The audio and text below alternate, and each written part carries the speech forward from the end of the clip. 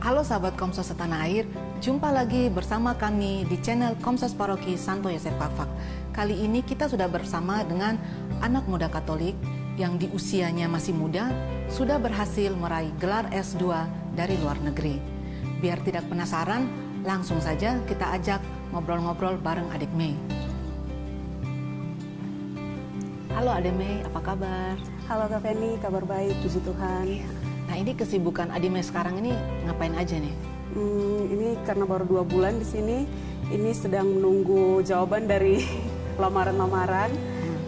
Terus kesibukan lainnya lagi sibuk read aloud, membaca untuk anak-anak, sama menerjemahkan serial TV. Oh iya, nah ini Adik Mei, untuk tidak penasaran, mungkin Adik Mei bercerita sedikit riwayat pendidikan Adik Mei sampai dengan bisa memperoleh S2 di luar negeri.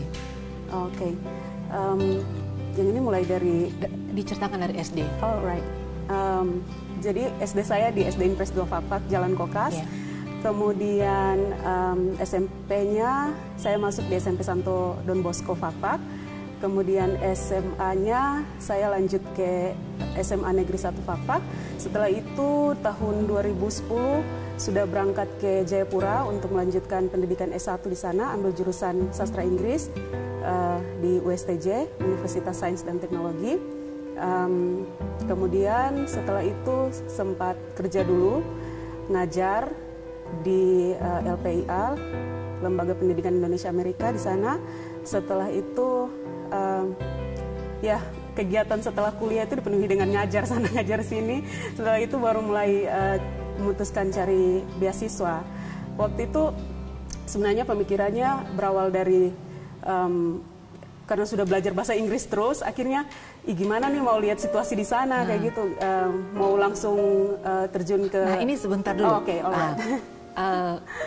Alasannya kenapa sih harus memilih untuk beasiswanya yang jauh-jauh, yang harus ke luar negeri, sedangkan di Indonesia pun kan banyak pilihan. Yeah. Kalau saya pikir untuk S2 bahasa Inggris. Yeah. Saya juga sempat pikir mau ngambil S2 di dalam negeri. Sebenarnya saya tidak permasalahkan kuliah di mana saja sih, saya tidak masalah.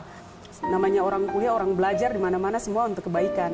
Tapi karena waktu itu ada tawaran beasiswa, dapat informasi soal beasiswa, jadi saya coba deh yang ini, yang dari LPDP. Waktu itu banyak beasiswa sih, ada banyak jenis beasiswa dari berbagai tempat. Kalau info beasiswa sendiri langsung di search di internet atau dapat dari teman?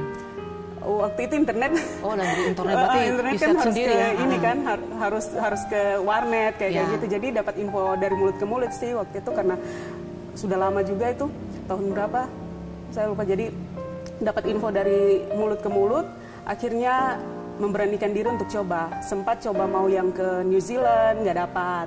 Habis itu coba yang ke Kanada, nggak dapat. Ke Inggris, nggak dapat. Jadi tidak langsung berhasil. Habis itu akhirnya dapat info soal beasiswa LPDP dari teman. Kemudian beranikan diri untuk mendaftar. Waktu itu banyak pilihannya, ada Amerika, ada Inggris, Amerika, Korea Selatan, sama Jepang. Pilihannya itu untuk daerah Indonesia Timur. Akhirnya saya pilih yang Amerika. Terus coba deh ke sana. Lebih tepatnya di Amerika itu di mana? Di Alabama, di Auburn University. Ya. Nah, ini pertanyaan yang paling mendasar ya. Seperti kita tahu, kalau mendapat beasiswa di luar negeri itu berarti kan kita pergi menempuh pendidikan di luar negeri. Tapi kan ini banyak yang masih bingung ini. Gimana sih buat cara mendapatkan beasiswa itu, bagaimana saya harus mendaftar, terus lewat jalur-jalur apa aja. Nah itu kan banyak yang belum tahu. Mungkin Adik Mei bisa menceritakan sedikit ini gimana nih caranya nih sampai bisa lolos dapat beasiswa. Tunggang langgang pastinya. Jadi ada banyak proses sebenarnya waktu itu. Mulai dari tahap administrasi pendaftaran, which is harus lengkapi banyak persyaratan ini itu, ijazah, rekomendasi, surat-surat dan lain-lain, harus menulis esai, kemudian apalagi ya setelah administrasi semua, surat-surat, dokumen dan lain-lain semua dipenuhi. Habis itu baru kita lanjut ke tes-tes selanjutnya kalau sudah lulus. Kalau soal mendapat informasi dan lain-lain, saya rasa sekarang teman-teman sudah bisa searching banyak, di ini ya Google, kemudian sudah bisa dapat banyak pilihan. Banyak pilihan, tahap-tahap dan lain-lain semuanya sudah ada di sana. Jadi teman-teman kalau masuk ke sana bisa langsung lihat. Nah ini kita flashback lagi. Ini kan tadi ngambil S2-nya S2 bahasa Inggris ya. Nah, berarti melanjuti yang S2 S1. S1-nya kan S1 bahasa Inggris juga. Sastra Inggris. Ya, sastra Inggris. Motivasi awal memilih jurusan bahasa Inggris itu loh. Ini kan ceritanya bahasa Inggris ini kan kalau mau dibilang susah juga tidak, tapi tidak juga iya banget. Oke. Berawal dari waktu SMP sebenarnya. Waktu SMP saya di SMP Don Bosco, bahasa Inggris saya amburadul. Bisa tanya Ibu Deta, Pak John Rawulun, bahasa Inggris saya amburadul sebenarnya. Berarti bahasa Inggrisnya pas-pasan gitu ya? Iya, pas-pasan. Bahkan kayak kepikiran kayaknya lari sekolah nih setiap bolos nih setiap kali pelajaran bahasa Inggris.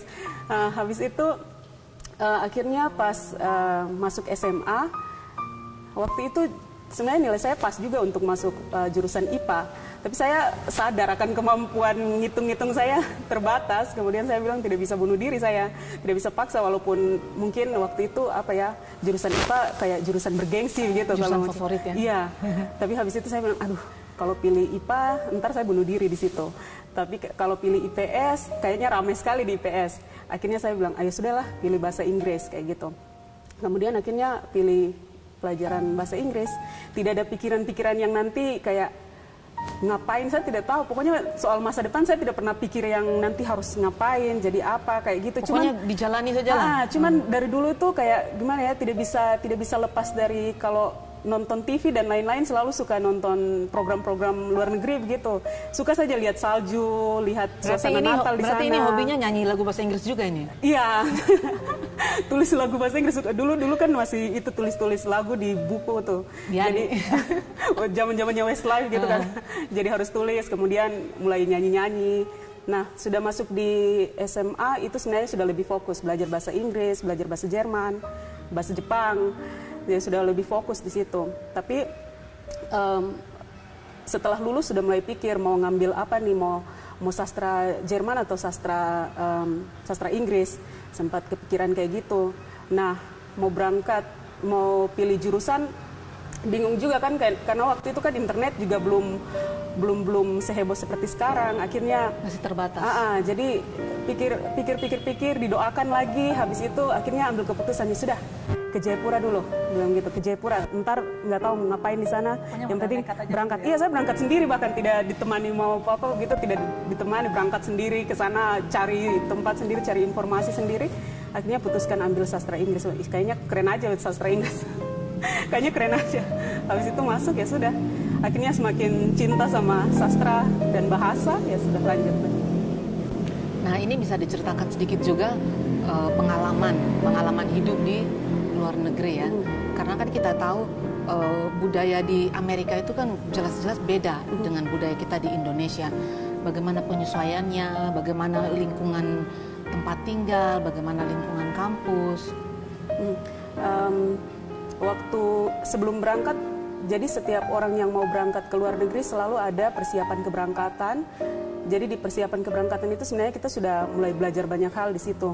Masalah bagaimana nantinya di sana, kemudian selebihnya adalah cari tahu lewat internet.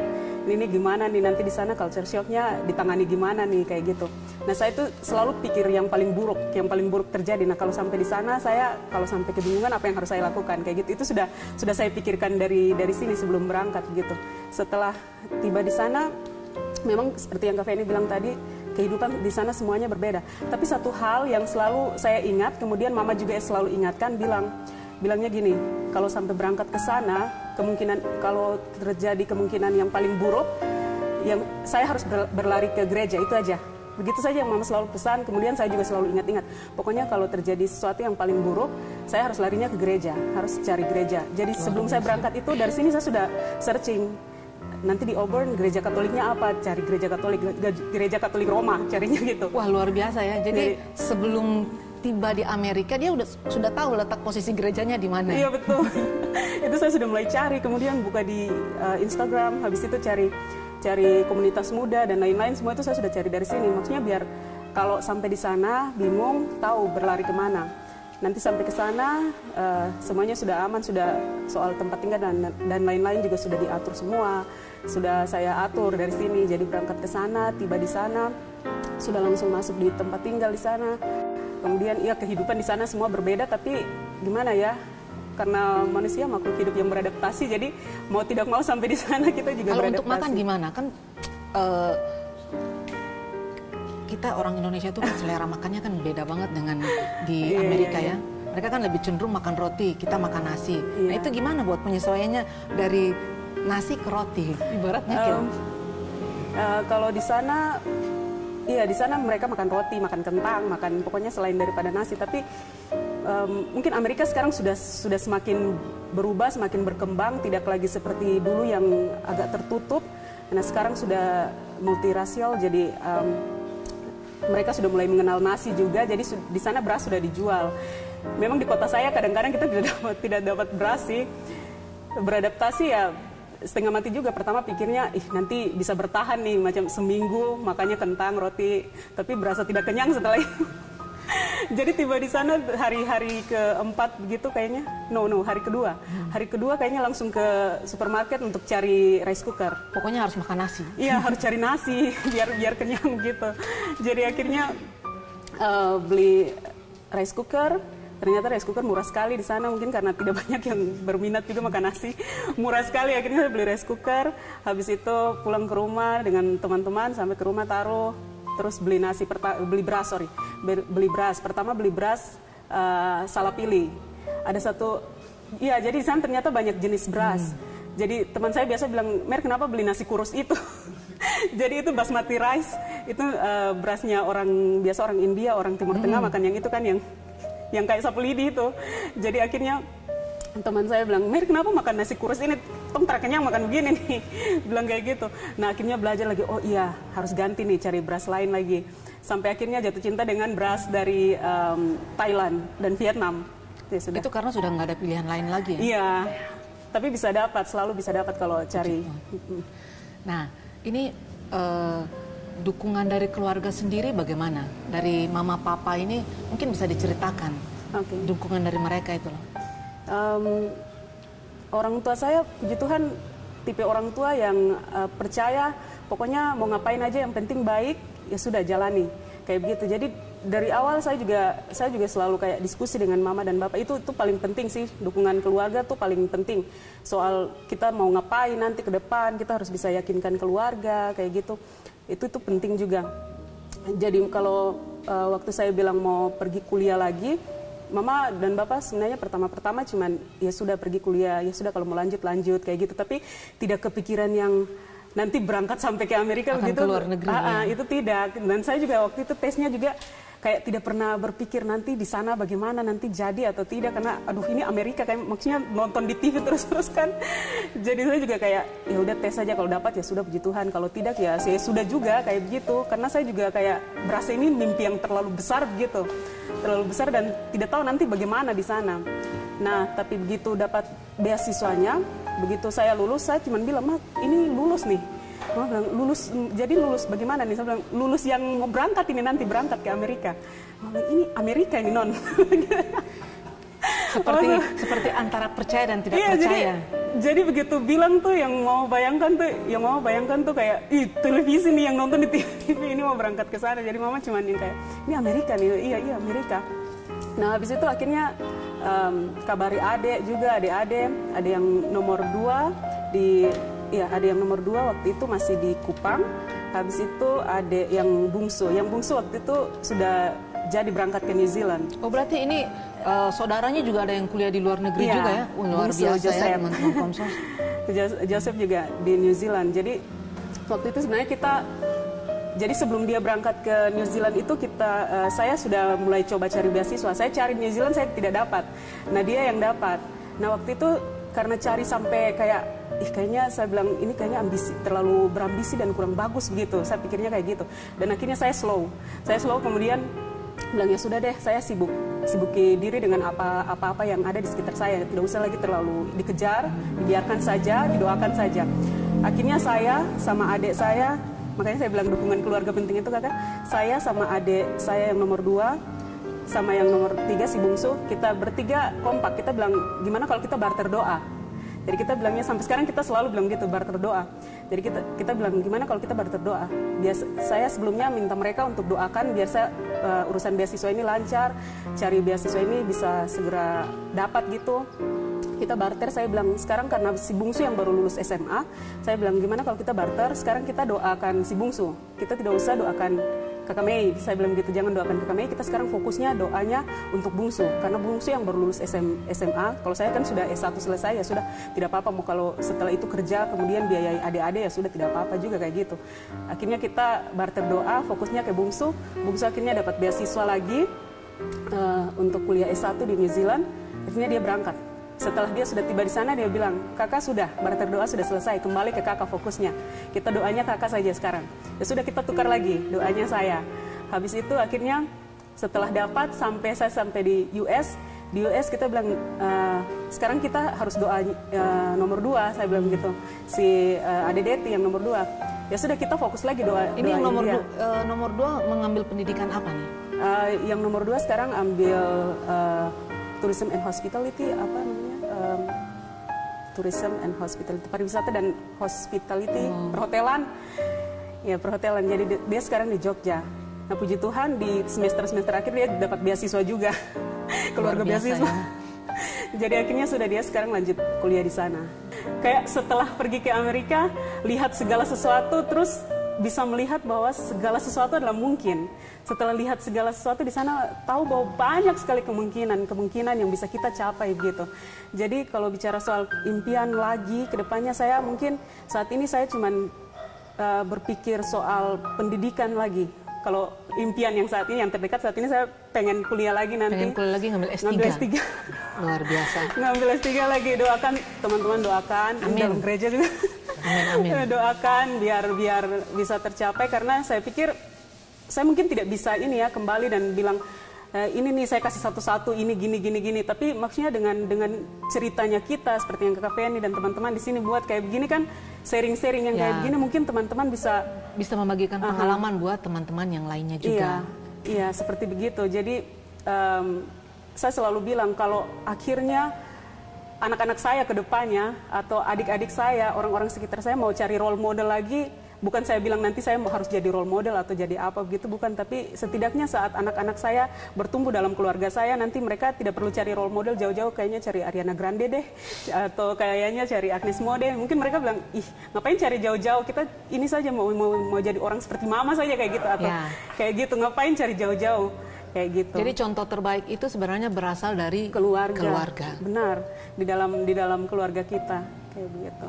Oke, bagi teman-teman yang penasaran dengan beasiswa LPDP bisa langsung ketik di Google LPDP RI atau tidak ke www.lpdp.kemenkeu.go.id untuk melihat segala informasi dan persyaratan dan cara mendaftar dan lain-lain di sana.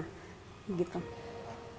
Nah, ini kan kalau terkait dunia pendidikan ya, adik Mei ini kan sudah pernah bersekolah di Indonesia dan juga mengambil pendidikan S2 di luar negeri. Kira-kira perbedaan pendidikan di luar negeri dan di Indonesia itu gimana? Yang pasti beda jauh sekali. Itu juga sempat jadi culture shock sendiri juga. Pas tiba di sana segala sesuatu berbeda, mulai dari sistem berpakaian, sistem belajar di dalam ruangan, bangunan dan lain-lain semua berbeda sangat jauh. Dan gimana ya kalau masalah belajar kayak di dalam kelas yang saya lihat ini yang paling nyata adalah siswa-siswi, mahasiswa mereka yang lebih aktif dibanding dosennya, dibanding pengajarnya.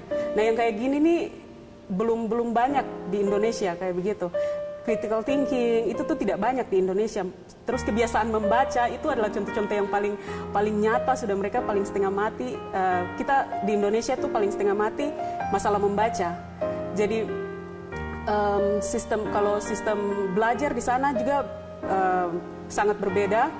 Dan saya selalu bilang sama kadang-kadang kalau dalam diskusi saya bilang sama teman-teman yang lain juga bahwa kita harus biasakan mendengar banyak dari studennya kita, dari siswa-siswinya kita. Mereka yang harus banyak berbicara, biar mereka berpikir. Nah setelah belajar mereka berpikir, ini ngapain, ini harus gimana, kayak gitu. Biarkan mereka yang kore bagian-bagian itu. Tapi kalau mau dilihat kan berarti siswa di sana cukup aktif ya? Sangat aktif. Dibandingkan dengan siswa di Indonesia? Iya, jadi dalam kelas kalau saya tidak ngomong, kita orang Asia kebanyakan itu adalah orang-orang yang tidak banyak bicara dalam kelas. Jadi kalau macam... Tidak banyak bicara apa karena tidak percaya diri atau karena memang sudah biarlah dengar aja? Tidak tahu ya, karena kita ini ya entahlah, kita punya itu sudah jadi kayak kebiasaannya kita, dan kita, saya rasa itu mental block yang harus dihilangkan kayak gitu. Jadi kayak ya sudahlah, mereka saja yang bicara. Nah jadi kalau dalam kelas, kalau kita yang Asia tidak ngomong, orang jadi bingung. Jadi kalau di Indonesia kita nggak ngomong, ya sudah, mungkin dia sudah mengerti, mungkin ini. Kalau di luar negeri kita kalau tidak ngomong, orang, kenapa dia tidak ngomong, lapar atau sedang berpikir banyak atau apa kayak gitu. Atau sedang galau. Iya, jadi harus speak up, harus banyak bicara begitu kalau di dalam ruangan.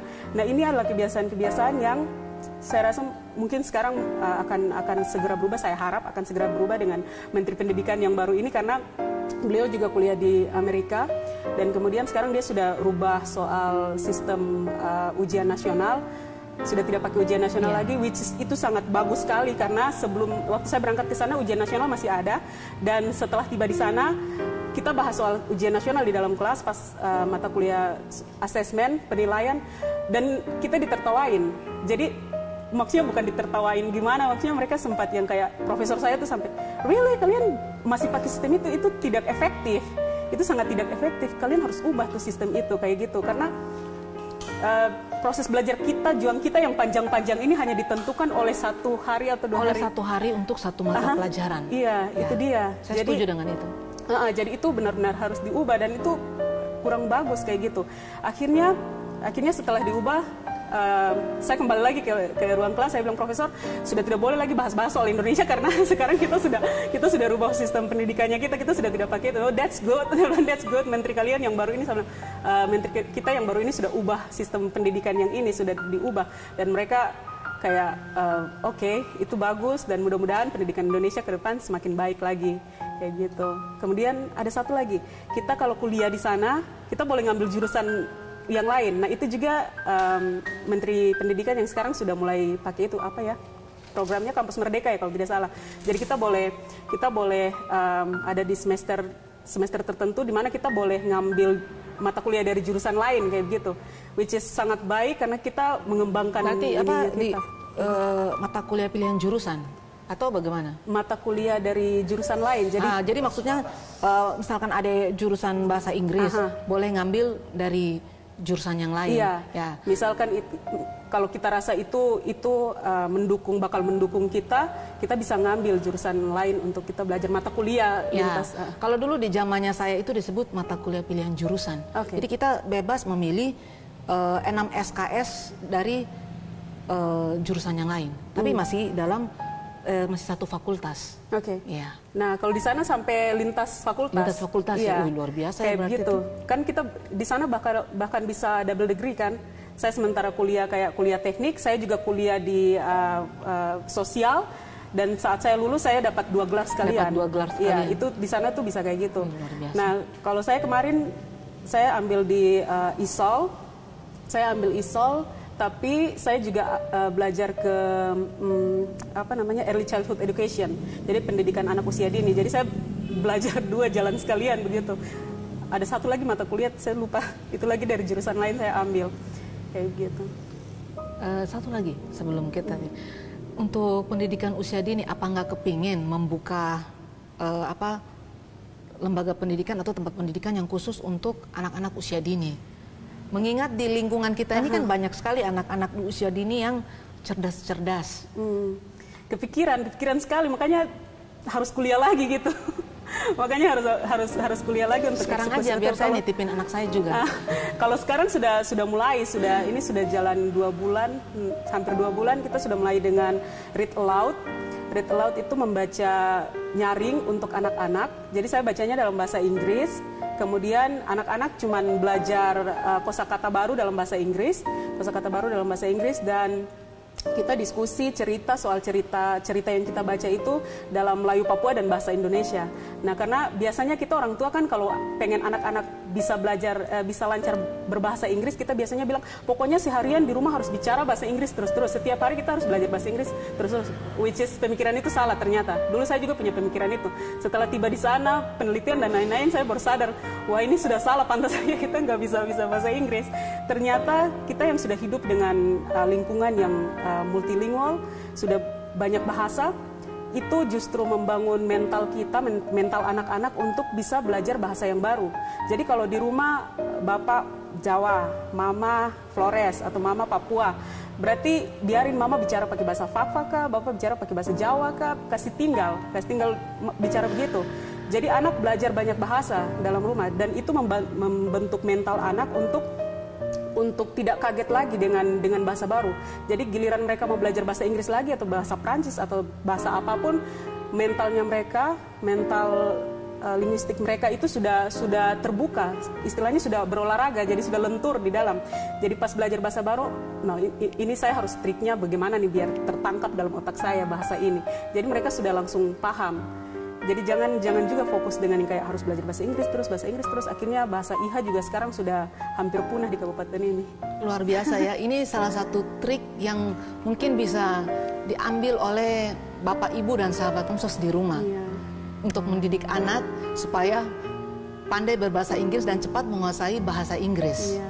Terutama mungkin buat om-om Komsos juga ya, saya sarankan kita mulai dari hari ini, kayaknya kita harus kursus bahasa Inggris di adik Mei. Aduh. Nah ini kan pasti punya pengalaman yang luar biasa lah, khususnya untuk pengalaman iman. Mungkin adik Mei bisa bercerita sedikit pengalaman iman. Tapi sebentar dulu, dari tadi saya itu nyebutin Mei. Sebenarnya nama panjangnya itu siapa? Merliana Trince. Trince? Itu aja. Masih ada lagi nggak? Udah, habis di situ aja. Saya pikir dari Sabang sampai Merauke. Tidak. Ya, mungkin bisa diceritakan sedikit pengalaman iman selama bisa dari bangku pendidikan ketika masih berada di Indonesia sampai di luar negeri. Terkait pengalaman iman gimana ya? Saya bingung mulainya dari mana, karena saya juga tidak mau bilang kayak saya orang yang sangat beriman sekali atau bagaimana juga. Maksudnya sebagai manusia kita kadang-kadang ada ragu-ragu di tengah-tengah kayak gitu. Tapi satu hal yang pasti saya sampai kalau ada saat ini saya selalu bilang kalau bukan karena Tuhan, kalau bukan karena Bunda Maria, mungkin saya juga jadi terharu. Mungkin saya juga tidak ada seperti yang sekarang ini kayak gitu. Jadi akhirnya kalau dari dulu, karena keluarga saya bukan dari keluarga berada, mama cuma jualan di pasar, kemudian bapak buruh bangunan. Jadi akhirnya pemikiran soal harus berpendidikan itu kayak sudah ada di dalam kepala tuh dari dulu. Ini nih kalau saya tidak bergerak, karena saya anak yang sulung, saya bilang saya kalau tidak bergerak nih dari sekarang, bisa-bisa ke depan nggak tahu nanti jadi apa. Berarti ini juga salah satu motivasi awal ya, untuk saya harus berpendidikan tinggi. Kayak gitu. Tidak pernah berpikir yang pendidikan yang kayak sampai yang S2 gini, maksudnya yang sampai yang minimal S1 selesai kayak gitu. Jadi doa selalu harus ada. Jadi kalau di rumah kita doa makan itu wajib. Kita doa makan itu doa bersama. Selalu doa makan, doa bersama. Kemudian doa Angelus itu kita selalu. Jadi jam 12, jam 6 sore itu biar ngapa-ngapain. Pokoknya mau sapu kek, mau lagi kerja apa kek. Kalau doa Angelus ya sudah diam sejenak di jam-jam itu untuk berdoa. Dan saya rasa doa-doa kita terkabul itu bukan karena doa-doa yang kita harus kayak duduk tenang satu tempat dan setiap hari kita harus doa. Bukan, tapi kayak ucapan-ucapan kecil kita, doa-doa kita yang kayak dapat saat teduh beberapa menit begitu jalan, kemudian keingat, kayaknya harus Salam Maria nih. Kayaknya yang ini kayaknya susah banget nih, harus didoakan nih. Kayak duduk cuman kemuliaan juga kayak. Kalau untuk ini saya setuju. Iya. Doa tidak harus diam dan duduk di tempat. Iya. Tetapi di mana saja kita bisa berdoa. Iya, betul. Ya. Jadi kayak kita jalan-jalan dalam mobil juga kalau duduk-duduk keingat, kayaknya yang ini susah sekali nih didoakan. Ya sudah dalam mobil sambil duduk-duduk juga didoakan kayak gitu. Kemudian jangan takut untuk meminta doa juga dari orang lain, kayak gitu. Jadi saya selalu ringan untuk meminta doa ke adik-adik saya sama bapak sama mama, kayak gitu. Dan doa bapak kami itu saya rasa doa yang paling komplit sudah. Jadi saya tuh kalau sudah setengah mati, kayak susah sekali, saya doa bapak kami ulang saja kayak gitu, ulang saja doa bapak kami, terapi doa bapak kami saya biasa bilang. Jadi doa bapak kami, karena doa itu sudah yang Tuhan Yesus sendiri kasih begitu. Dia berangkat ke surga, terus dia tinggalin kita dengan kenang-kenangan yang itu, doa itu asli dari dia sendiri kayak gitu. Jadi saya selalu doakan itu ulang-ulang. Pokoknya soal rezeki ada di situ semua, soal jadilah kehendak Bapak ada di dalam situ semua. Jadi saya selalu doakan itu. Jadi kan doa Bapak kami ini sendiri kan kalau mau kita bilang doa yang sudah paling lengkap. Iya, paling lengkap itu dia. Semuanya sudah ada di dalam situ. Iya, kadang kita mau merangkai kata banyak ke sana kemari, padahal sebenarnya sudah ada di situ, sudah terangkai rapi, ada sudah doa Bapak kami itu sudah cukup menggambarkan setiap permintaan kita. Iya, benar secara komplit. Betul, kayak begitu Kakak. Nah, Adik Mei ini kan dari perjalanan pendidikannya Adik Mei dan juga dari kecil sampai dengan menempuh pendidikan S2 di luar negeri, ini kan semuanya begitu luar biasa. Kesempatan ini juga mungkin Adik Mei bisa mengucapkan terima kasih buat mama, papa yang sudah membesarkan dengan mendukung dengan segenap jiwa dan raga demi keberhasilan Adik Mei, dan juga buat semua orang yang selalu mensupport dalam bentuk doa dan juga dalam bentuk bantuan yang lain-lainnya. Mungkin langsung bisa disampaikan. Waduh, ini bagian yang bikin terharu nantinya. Alright, mau bilang terima kasih, soal terima kasih mungkin ucapan saja bakal tidak cukup ya. Tapi well, after all, saat kita mengucapkan sesuatu, mereka tahu bahwa kita benar-benar berterima kasih dengan apa yang sudah terjadi, apa yang membentuk kita seperti saat ini. Jadi terima kasih pastinya untuk Bapak Blasius Weni, kemudian Mama, Ibu Adriana Hindom. Terima kasih banyak karena orang tua saya ini bukan tipe orang tua yang berpendidikan tinggi, tapi mereka percaya bahwa dengan pendidikan anak-anaknya bisa berubah, dan mereka percaya apapun yang anak-anaknya lakukan adalah untuk kebaikan. Kepercayaan orang tua itu sangat penting, dan Mama dan Bapak menunjukkan itu di antara kita. Mama dan Bapak kasih contoh bahwa doa itu penting dan itu benar-benar berhasil dalam kehidupannya kita. Jadi terima kasih banyak buat Mama dan Bapak yang tidak pernah menyerah untuk saya, untuk selalu doakan saya dan selalu percaya bahwa saya bisa. Bahkan impian yang terlalu besar begini juga sampai jadi kayak gitu. And then next one untuk Ade Deti juga. Ade Deti ini tidak pernah berhenti untuk ajak doa kayak gitu. Kami kayaknya harus ke Gua Maria deh berdoa. Selalu mengingatkan ya? Kayak gitu. Saat saya sudah tidak bisa berdoa, saat saya sudah kayak setengah mati dan nangis, bilang aduh nggak tahu lagi mau bilang apa sama Tuhan, yang jadi mulut saya itu adalah Ade Deti sama Ade Jo. Jadi this is not good. Alright.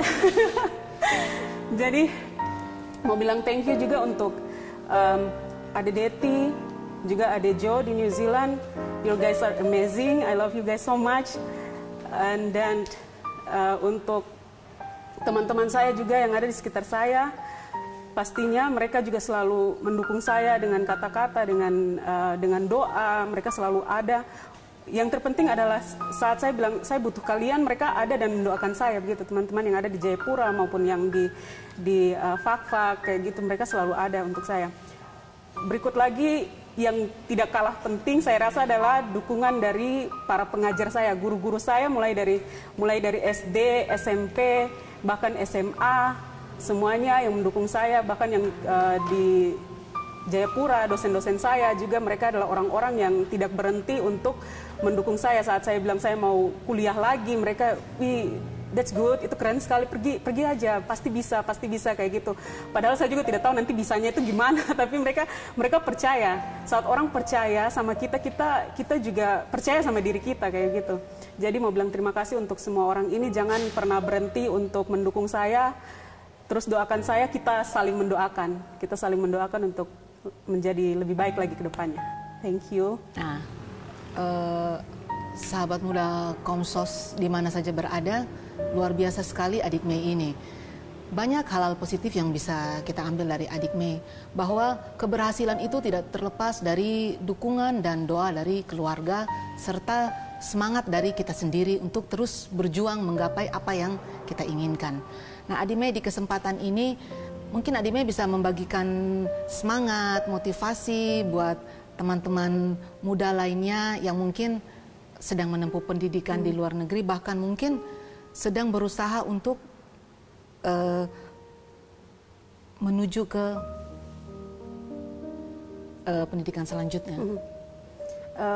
Kalau dari saya, teman-teman, ora et labora. Pokoknya kita bekerja, kita berusaha, kita juga jangan lupa untuk berdoa. Kayak begitu, itu yang pertama. Yang kedua, semangat. Pokoknya semangat saja dulu. Biasanya kita kalau mulai kayak, kalau misalkan mau kuliah di luar negeri nih, itu modalnya semangat saja sih, saya rasa. Jadi kalau pas kita mulai, biasanya persyaratan kan banyak, persyaratan ini itu, persyaratan untuk mau surat-surat dan lain-lain, semua tuh banyak sekali. Dan biasanya orang di tahap-tahap awal itu sudah menyerah. Nah, jangan menyerah kayak gitu. Kalau sudah rasa susah, bilang, nah ini nih, ini. Saat rasa susah nih, ini dia. Berarti nih, jangan ini patah semangat ya. Ini dia nih, tolak ukur saya bakalan berhasil atau gagal tuh ada di sini nih. Kayak gitu. Jadi kalau sudah rasa susah, harus bangkit lagi, harus berusaha lagi. Kayak begitu. Jangan patah semangat. Cari informasi kemana-mana, kelilingi diri kita dengan hal-hal yang positif, komunitas. Ini komunitas orang muda di Santo Yosef kayak gitu, kayak teman-teman Katolik di sini. Saya dari dulu kan juga aktif di Mudika, dulu masih Mudika Santo Yosef. Nah, saya di Mudika Santo Yosef dari dulu, ikut choir di sini dan lain-lain kayak gitu. Komunitas-komunitas begini itu komunitas yang membentuk karakter kita, pribadi kita untuk mau menjadi sesuatu yang positif, sesuatu yang baik untuk masa depan kita kayak gitu. Nah, ini saya sedikit penasaran ya. Dari tadi saya lihat Adik Mei ini menggunakan rosario. Nah, sepertinya saya itu cukup beruntung karena di beberapa sesi wawancara saya selalu hadir adik-adik yang luar biasa yang selalu menggunakan rosario. Nah, ini kalau boleh tahu sejak kapan nih menggunakan rosario ini? Aduh, saya sudah tidak tahu nih dari kapan ya. Dari SMA, SMP, saya sudah lupa. Kalau yang ini nih pemberian salah satu Pastor Servi Fanghoi namanya. Jadi rosario saya yang kayak gini tuh ada 2. Nah, setelah yang satunya tidak tahu saya taruh di mana, hilang. Akhirnya saya diberikan lagi rosario yang sama, bentuk yang sama, yang kayak begini. Kemudian saya pakai. Saya merasa nyaman saja, merasa aman kalau ada ini. Jadi kalau ngapa-ngapain terus gugup, kan salibnya di bawah, saya selalu pegang salibnya di bagian bawah sini. Harus ingat ada yang jagain, ada yang ini. Luar biasa, itu salah satu contoh yang patut untuk diikuti oleh sahabat Komsos yang lainnya.